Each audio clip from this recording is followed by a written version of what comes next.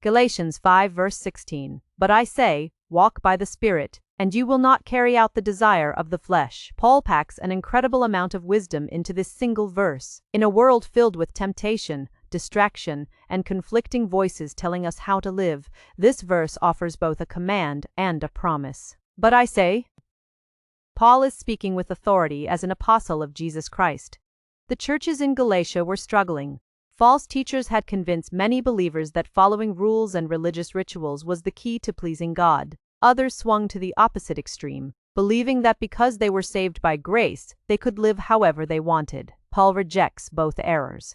The Christian life is not about earning God's favor through legalism, nor is it about indulging sinful desires under the banner of freedom. Instead, it is about a daily relationship with the Holy Spirit. Walk by the Spirit. The word walk refers to one's daily conduct and lifestyle. It is not describing an occasional spiritual experience. It means ordering your life, step by step, under the guidance and influence of the Holy Spirit. Walking is continuous. You don't take one step and arrive at your destination. You keep moving. In the same way, following Christ isn't just something we do on Sunday mornings.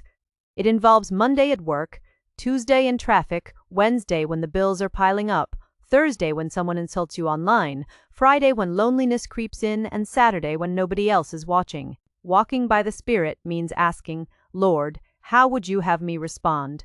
What honors you in this situation? Help me think, speak, and act according to your will.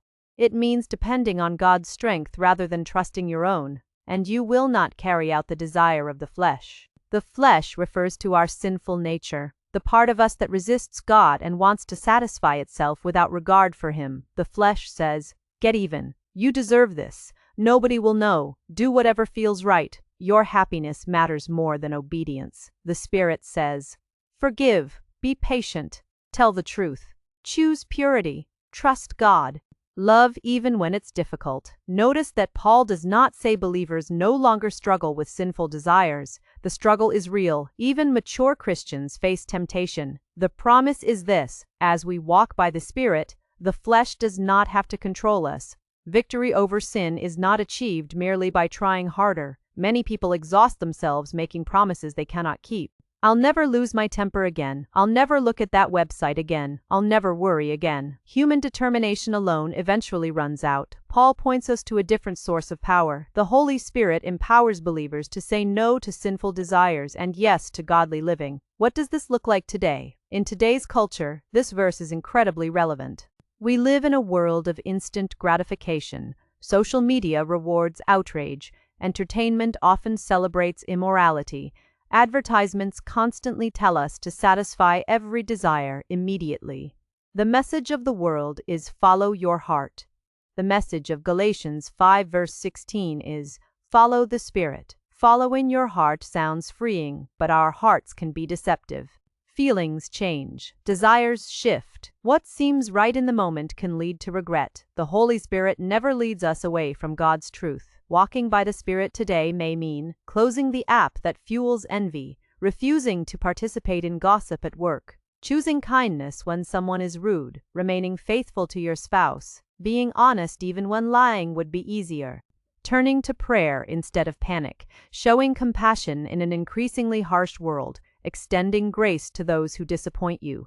These choices often seem small, but they are the footsteps of a Spirit-led life. The hope in this verse. Perhaps you failed repeatedly in the same area and wonder if change is possible. Galatians 5:16 offers hope. God never intended for you to fight the battle against sin by yourself. The same Holy Spirit who raised Jesus from the dead lives within every believer. He convicts, guides, strengthens, comforts, and transforms us over time. Spiritual growth is usually not instant. It is progressive, one step, one choice, one act of obedience at a time. So today, don't ask merely, how can I avoid sin? Ask instead, how can I walk closely with the Spirit? Because the closer you walk with Him, the less room there is for the desires of the flesh to rule your life. Galatians 5 verse 16 reminds us that the Christian life is not simply about resisting evil. It is about cultivating a relationship with God so real and so constant that His Spirit shapes the way we live. And as we keep walking with Him, step by step, He changes us from the inside out.